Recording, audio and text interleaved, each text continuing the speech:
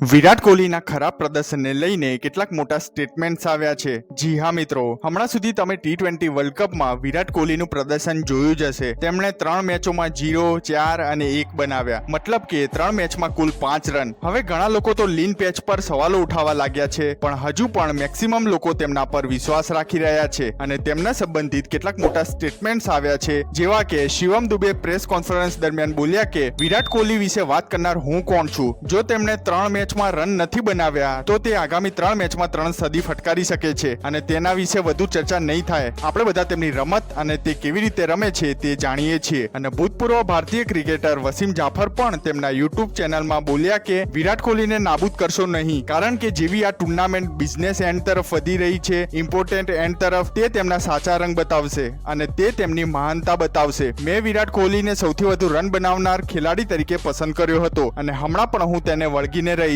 તો હા મિત્રો, શું તમે એમનાથી સહમત છો? શું વિરાટ કોહલી પાછા ફોર્મમાં આવીને ધમાલ મચાવી દેશે આ ટુર્નામેન્ટમાં? વિડીયોને લાઈક કરી મને કમેન્ટ્સમાં જરૂર જણાવશો। સાથે અમારી ચેનલને સબસ્ક્રાઇબ કરી લેજો, જેથી કરીને તમને આવા ક્રિકેટના લગતા સમાચાર મળતા રહે।